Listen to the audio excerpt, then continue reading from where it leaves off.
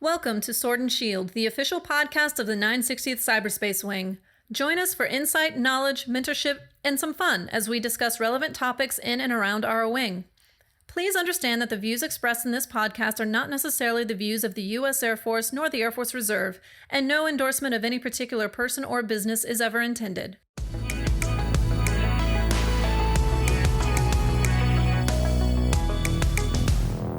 Welcome to another episode of the Sword and Shield.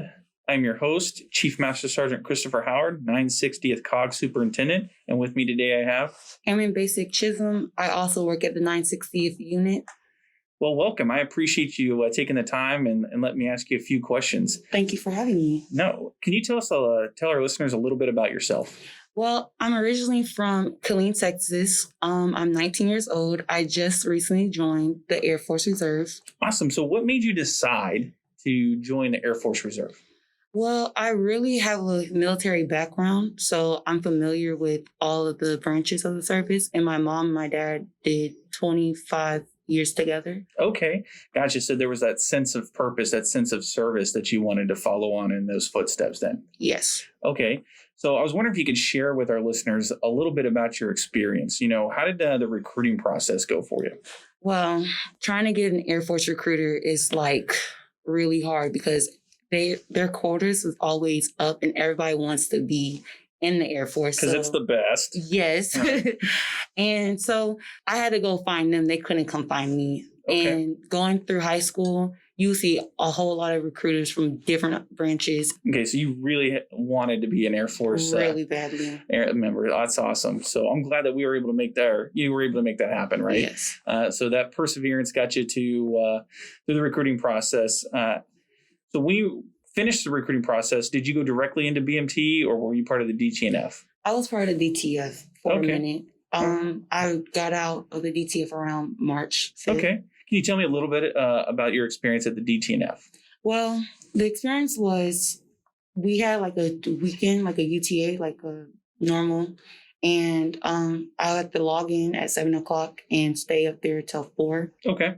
Yeah. Gotcha. So did they teach you a lot of useful items that you were able to leverage for BMT or? They did. Okay. And we also got in touch with a whole lot of people from the different units, and 960th just happened to be one of them. Okay. And at the time, I didn't know what unit I belonged to until Master Sgt. Boyd, shout out to him, said, Airman Chisholm, you do realize your supervisor's on the phone, right? And I didn't realize it was Sergeant Rodriguez. Okay, so. That's awesome. Yeah. No, the D and TF coordinators, those individuals do a lot of hard work, corralling people, getting information, and really setting the stage. So would you say that the DTNF really set the stage for BMT, or at least gave you some good skills to be prepared for it? They gave me some good insight on what to look for and how to pack, especially. They said pack as light as you can because when you're leading basic training, you're going to have a lot of stuff, and they was right about it. Okay.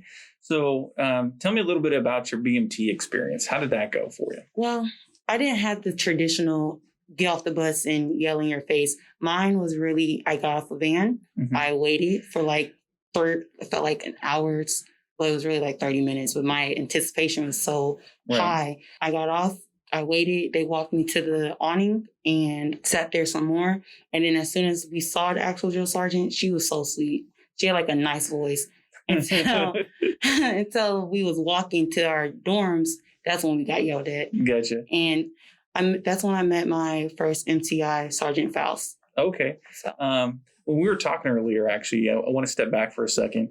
You were telling me about your experience when at MEBS and actually doing your first oath. I was wondering if you can share what you shared with me about that oath. That feeling. What did you feel when you first rose your hand and made that commitment? Well, I didn't do the oaths at MEBS. Okay. I did it in a conference room on Fort Hood. But after I'd sworn in, I felt powerful. I felt like I was one of the 1% that everybody talks about when they first enter the military. Okay. Because a lot of people don't make it to the military because they just give up off rip after the first no or the first doors closed in your face. So gotcha. I felt pretty good. That's awesome. Yeah, that feeling is really something that you're not going to find anywhere else. I think, that the moment where you make that commitment and you realize that you're now part of something much bigger than you, right? Yes. And even with that experience in your family of your parents being service members and making that commitment, now you've done the same thing. Yes. Okay. So jumping back to BMT, right? You got the hook, right? Okay, Yeah. they're nice, they're sweet, and then all of a sudden, bam! Bam, in your face. Run Right. up them stairs. So when I tell you, I had to run 4 flights of stairs because my dorm's at the top. And I had this little, well, it really wasn't little. It was kind of heavy. And I had a book bag. And I was running up the stairs and I almost tripped. But I didn't want to let my MTI see it because then I know I was going to get in more trouble. But when I was coming in, I was the last person to get there. Okay. Because I didn't have the other experience where they was staying up until like 2 o'clock in the morning, going to sleep, waking up. No, I actually had a good night's rest. Woke up at 11 a.m. Just got on the van. And it was amazing. So I didn't have that. But everybody, when I got in there, I was huffing and puffing and I was looking around. It looked like a jail cell, kind of, sort of, because it was the B bunk and A bunk. And I went to A bunk and everybody just stared at me. And I was like, oh my God, why y'all staring at me like, nervous? Not to realize I was the tallest female. And I've always been tall my whole entire life. So that wasn't nothing new. But it was, yeah. Right. Yeah, that fresh experience. I don't know. I mean, I don't know if I should be happy for you or angry that you didn't get yelled at, because I can tell you, I got off that bus and pick it up, drop them down, pick them up, drop them down. What are you looking at? Right. It was crazy. But then again, my memory starts to wane since I'm so old. Yeah. But no, that's good that you had a good experience and then you started off. So I was wondering if you can share with the audience, the good, the bad, the ugly of BMT. So the good part was we had 3-course meals. And the food, the Air Force food, I would say is downright amazing. And I had dessert, which was peanut butter and jelly. For me, I ate 4 sandwiches and I can eat. So with those 10 minutes, I killed everything on my plate. And then for dinner, they had the protein bars. I don't know if you like the strawberry protein bars, but I love it. So. Gotcha. Yeah, I'm definitely hating on you right now. Right?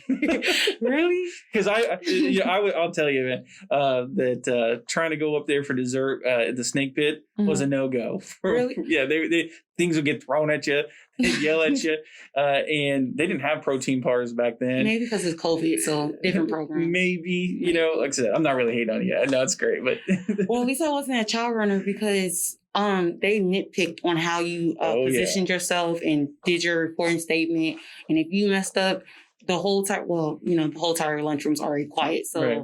They were like, Sir Journey, what? And then they just get on them. And I'm just like, okay. Yeah, and that's what I got to see, right? So going up there to get a piece of cheesecake or some Jell-O or anything. We didn't have cheesecake or Jell-O in there. Yeah, so this is the 90s, so it was a little bit different. We had coffee. At first, they tried to tell us we couldn't drink coffee, but then my MTI was like, go ahead, drink it. And if they yell at you, tell them that we said that you could. And after that, I was hooked. Yeah, nope. It was, you had to have a couple of waters on there. You might be able to get the colored water.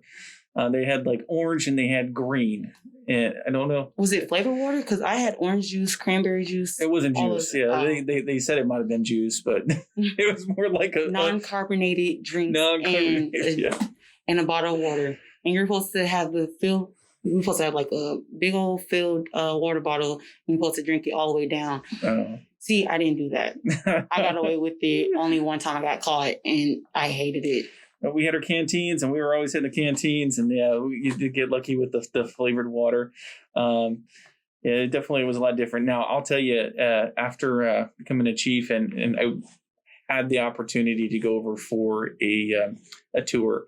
And one of the best things that I enjoyed about the tour at the time was being able to sit next to the snake pit with the TIs, talk to the TIs, and not get yelled at for eating. Because you're not training them. Right. The smell was the same. I can tell you that dining facility smells the same today as it did in the 90s. I'm sure it smells the same way it did in the 80s. I don't know what they do, but it's the same smell as like muscle memory walked in like, oh. Right? See, I still see my training, basic training, because my lodging is like literally right across the street. So when the rebels go off, I hear all the MTIs yelling and everything. Awesome. So yeah, you get a little bit of taste of that. So like it was decades before I came back through here from the time I went through basic training. My dorm still stands back at the 322. Were you with Alcatraz or were you Disneyland? So back at the time, it was called Mother Russia. Oh. So it was a little bit different, yeah. Okay. So it's right there on the end, right there on the corner, and it was second to none. So, and then so you finished BMT, so you love the food, so that's the good. Yeah. What was the bad? The bad part was PT in the morning. Yeah. I was not accustomed to waking up at 5:45 and throwing on whatever the PT uniform was of the day. Hopefully it wasn't cold and raining. And if you were, you have to put your ECWWs on. But it took me a while to warm up to that because when I wake up, I don't automatically be on the go and I have to like sit there, process my day. No, that wasn't no time for that. You had to get up, make your bed up and run upstairs or run downstairs, work out for like an hour, then take a shower. Right. Or if you're not lucky, go eat. And you just smell bad. So gotcha. Yeah. I can tell you a real world experience of how that works out for you, right? So I used to be on alert crew and the klaxon goes off, the horn, you just jump up and run. So I'll say BMT definitely got me prepared for that. It's just blind muscle memory, screaming, yelling, and everybody running, right? So it's pretty crazy. But you also shared with me earlier about how you had to work towards a goal on that PT. So it was bad, but you worked through it. Yeah. And then you had that success. Can you share that with our listeners? So basically, the run part, everybody's going to tell you that the run part is like the hardest part. Right. It might be for some, but it only takes like 3 weeks for your body to get in condition in the actual running. But if you have not a strong core and you're trying to work out with the sit-ups, it's going to be a lot difficult. And that was my struggle. And so when everybody was done with PT, I just knew I was not about to fail and get recycled because I'm not going back to week 1. No, definitely not. So failure was not an option. Some people actually quit and they told one of my MTIs that they didn't want to do it. So they quit or whatever. But me, I had a determination to like go through it. So everybody will be either studying. I'll be in the day room by myself for hours on end, just like doing sit-ups, crunches, and all the other stuff to power my way through working out. So how did it feel when you actually hit that number that you were going for? I'm not going to lie, I almost shed a tear. But I'm not going to do it in front of people. I'll go to the bathroom and cry. So that's what I did. After I did my final PT test, I cried a little bit and I was like, yes. But I knew it was official when I got my Airman's coin on that day. Even though it was raining, we had to like stay underneath the awning. So we didn't have the traditional stuff. So, but there was that sense, right? Here was the challenge. Mm-hmm. Here's what you decided. And you did the work. You did the hard work to get there. And then you got to reap the reward. Yes. So it's that self-preservation or perseverance, that's key there. So we got the good, we got the bad. Now, what was the ugly? What was the ugly? I got in trouble one time. So I got a U for forgetting to bring my shoes to an appointment. And I guess that day my MTI was not feeling it. He even said that he was not on his A game that day. So I picked the wrong day to forget my shoes to go to an appointment, which made everybody 30 minutes late that was on my ticket. And so I'm in the bathroom, I'm searching. I'm like, oh my God, I forgot my shoes. And so one of my other flight mates, they came into the bathroom and they, being a good wingman, they went upstairs. And before they can come downstairs, our MTI saw them and asked them, what would you do? And they said, hey, I'm about to help out Airman Chisholm, blah, blah, blah. And before that they can even get the Airman Chisholm part out, he like darts downstairs and like finds me. He's like, you're getting a U for the week. And I was like, wow, that's crazy. It's one of those things that it's always, a gut check. I know that I had a 341 back in the day pulled for making some goofy mistakes.